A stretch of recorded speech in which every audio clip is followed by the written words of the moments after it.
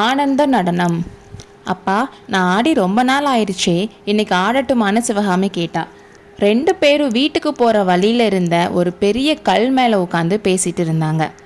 ஆயனருக்கு ரொம்ப வியப்பாக இருந்துச்சு. இன்னைக்கு என்னாச்சு குழந்தாய், உன் முகம் ரொம்ப களையாக இருக்கேன்னு கேட்டார். சிவகாமினால் உடனே பதில் சொல்ல முடியல. கமலியை பற்றி கேள்விப்பட்டதுலேருந்து எனக்கு சந்தோஷமாக இருக்குப்பா, காஞ்சிக்கு போய் கமலியை பார்த்துட்டு வரலாமான்னு கேட்டா. அப்புறம் ஏதோ தப்பாக கேட்டுட்ட மாதிரி நாக்க பல்லால கடிச்சுக்கிட்டா.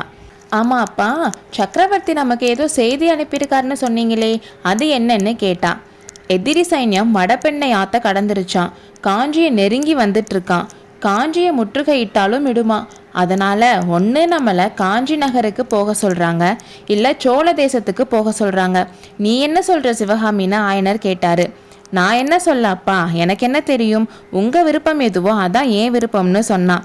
என்னோட விருப்பம் இங்கே இருக்கணும்னு தான், இந்த காட்டை விட்டு வேற எங்கே போனாலும் எனக்கு நிம்மதி இருக்காதுன்னு சொன்னார்.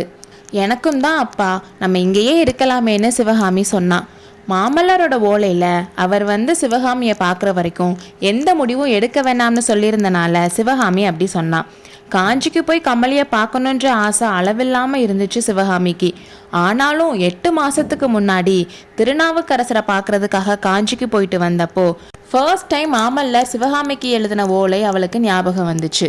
அதில் சிவகாமி மேலே எவ்வளோ காதல் இருக்குன்னு தெரிஞ்சுது.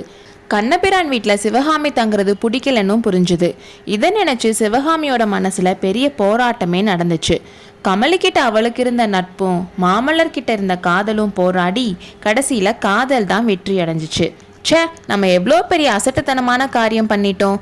பூலோகமே போற்ற சக்கரவர்த்தியோட மகன் மேலே காதலை வச்சுட்டு அவரோட கௌரவத்துக்கு கேடு வர மாதிரியான காரியத்தை செஞ்சோமேன்னு கவலைப்பட்டு இனிமேல் மாமல்லரோட விருப்பம் இல்லாமல் காஞ்சிக்கே போகக்கூடாதுன்னு முடிவு பண்ணியிருந்தா.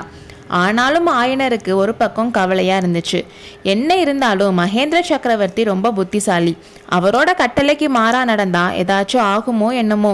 யார்கிட்டையாவது ஐடியா கேட்கலான்னா அதுக்கும் ஆள் இல்லை. நாகநந்தி அடிகளாவது வரக்கூடாதா? 8 மாதத்துக்கு முன்னாடி போனவர் இன்னும் வரல. பிக்ஷுக்கு என்ன ஆச்சோ என்னமோன்னு புலம்பினாரு. ஆயனரை திசை திருப்ப பார்த்த சிவகாமி, அப்பா, நான் ஆடி ரொம்ப நாள் ஆச்சு, இன்னைக்கு ஆடுறேன், பார்க்குறீங்களான்னு கேட்டா. சிவகாமியோட நாட்டியத்தை நானும் பார்க்கலாமான்னு ஒரு குரல் கேட்டுச்சு. 2 பேரும் ஒரே டைமில் திரும்பி பார்த்தாங்க. கொஞ்ச தூரத்தில் நாகநந்தி நின்றுட்டு இருந்தாரு. புத்தம் சரணம் கச்சாமி, தர்மம் சரணம் கச்சாமி, சங்கம் சரணம் கச்சாமின்னு நாகநந்தி சொல்லி முடிச்சதும், அடிகளே வாங்க வாங்க, உங்களை பற்றி தான் பேசிட்டு இருந்தோம்னு சொன்னார் ஆயனர். அப்படியா, இந்த காவி வஸ்திரதாரியை பற்றி ஞாபகம் வச்சுட்டு இருக்கீங்களா?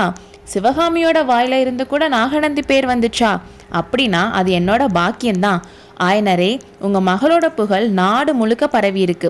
நான் போகிற இடமெல்லாம் எனக்கு முன்னாடி சிவகாமியோட புகழ் போயிருக்கு. நான் காஞ்சியில இருந்து வந்தவன்னு தெரிஞ்சதும் எல்லாரும் சிவகாமியோட நாட்டிய கலையை பற்றி தான் கேட்டாங்க.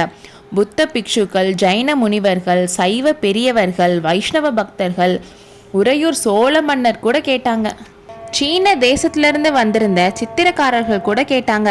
இப்படிப்பட்ட மகளை பெத்தெடுக்க நீங்கள் எவ்வளோ புண்ணியம் பண்ணியிருக்கணும். கடைசி 8 மாசத்துல சிவகாமியோட நடன திறமை இன்னும் எவ்வளவோ வளர்ந்துருக்கணுமே.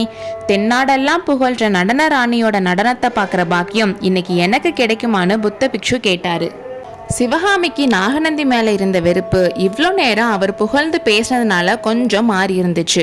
ஆயனர் சிவகாமி கிட்ட ஆடுறியான்னு கேட்டதும் உடனே சிவகாமியும் சரின்னு சொல்லிட்டான்.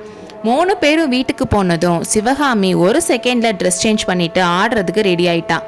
அவளோட முகத்திலையும் உடம்புலையும் கூட சந்தோஷ உணர்ச்சி தெரிஞ்சுது. மாமல்லரோட காதல் வார்த்தைகளும் நாகநந்தி அவளை புகழ்ந்து சொன்னதுலையும் அவள் அவ்வளோ சந்தோஷமா இருந்தா. ஆயனர் போட்ட தாளத்துக்கு ஏற்ற மாதிரி சிவகாமி ஆட ஆரம்பிச்சா. அதில் பாட்டு இல்லை, பொருள் இல்லை, கருத்து சொல்கிற மாதிரி அபிநயமும் இல்லை. ஒரே ஆனந்தமான ஆட்டம்தான். சிவகாமியோட ஒவ்வொரு அசைவுலையும் ஆனந்தம் மட்டும்தான் பொங்கி வெளிஞ்சுது. அவள் ஆட ஆரம்பித்த கொஞ்ச நேரத்திலேயே அவளுக்கு நடனம் ஆடுற மாதிரியே தெரியல. ஆனந்த வெள்ளத்தில் மிதந்துட்டு இருக்க மாதிரி தான் இருந்துச்சாம்.